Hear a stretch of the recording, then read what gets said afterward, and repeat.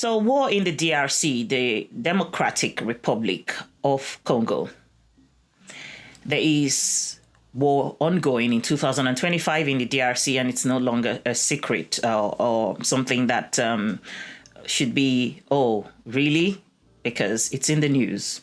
It's been going on for a very long time, but now getting on the news. So let's give some background to the war going on in the DRC. Going back to the first war, the conflict that happened in 1996 in the DRC. That war led to approximately 6 million deaths. And the first Congo War began in the wake of the 1994 Rwandan genocide. During this time, the ethnic Hutu extremists killed an estimated 1 million minority ethnic Tutsis and moderate Hutus in Rwanda. Rwanda is the DRC's neighbor to the east. And so during and following the 1994 Rwandan genocide, nearly 2 million Hutu refugees crossed into the Congolese border. And they mostly, of course, settled in refugee camps in the North and South Kivu provinces. A small subset of them, of course, of the Rwandans who entered the DRC were Hutu extremists, and they began organizing militias within the Congo.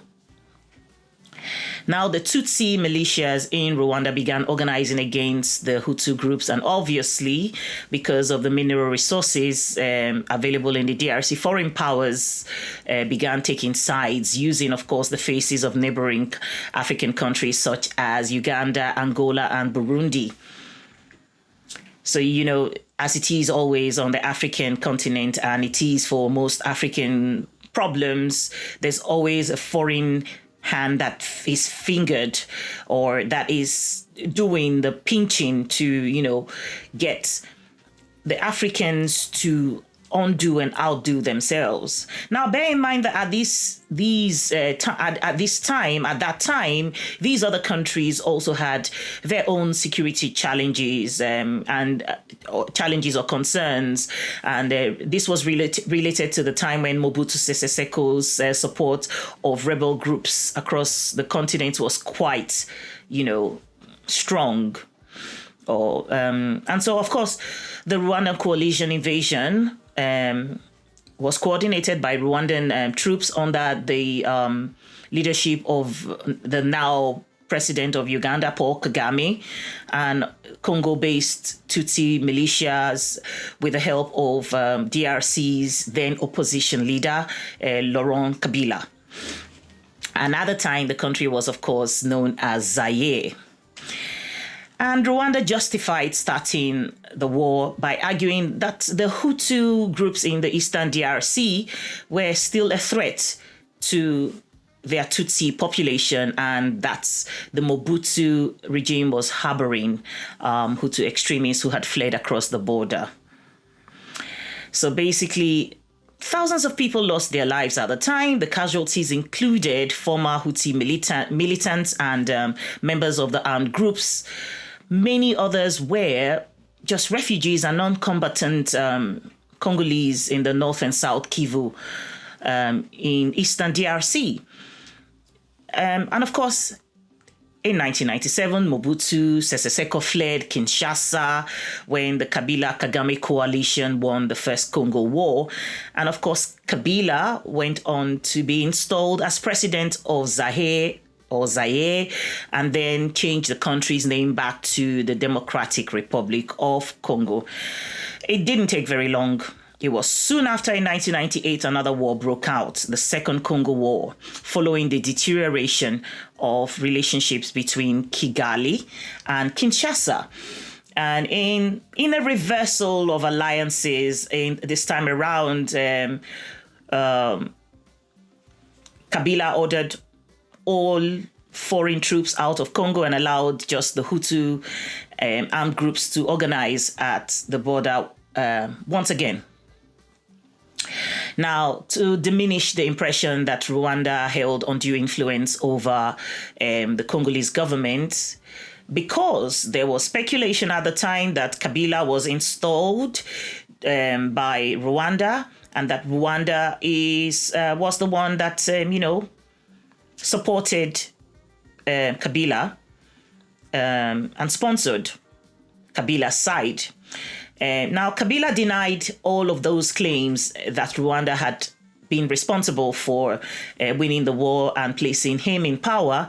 And so he began removing ethnic Tutsis from his government and took measures to weaken Rwanda's military presence in the DRC. All right. And so Rwanda responded, of course, to Kabila's actions by invading Congo a second time in 1998, thereby starting the second war in the DRC. The reason, of course, that Rwanda gave at that time, for starting the second war was that they wanted to create a buffer zone, kind of a buffer zone in the DRC, Rwanda borderlands controlled by its own troops, to create a distance from Hutu groups in the eastern DRC. Kind of what was Russia's reason or concern for invading Ukraine, because Ukraine was interested in joining NATO, and Russia was more interested in keeping Ukraine as a non-alliant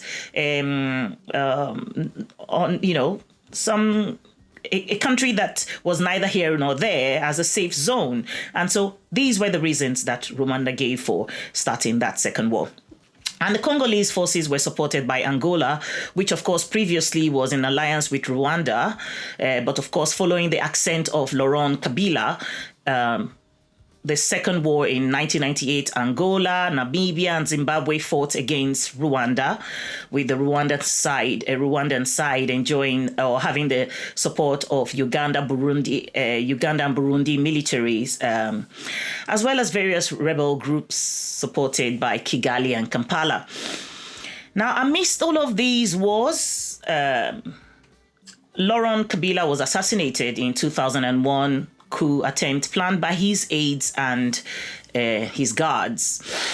Of course, those who were involved were imprisoned, and Kabila's son, Joseph Kabila, took power. Now, the second war was formally brought to a close under Joseph Kabila in 2002. Between, of course, 2002 and 2003, Rwanda, Uganda, and the DRC began implementing peace agreements that authorized a transitional government in Kinshasa led by Junior Kabila. Now, despite these agreements, in any case, the establishment and Truth Reconciliation Commissions and a renewed United Nations peacekeeping force, unrest and clashes persisted in the DRC. Regardless. So Joseph Kabila was formally inaugurated following the long-awaited popular elections in 2006, which at the time was thought to be one of the real elections that the country had witnessed, even though subsequently there were talks here and there that perhaps he was not the winner of that election.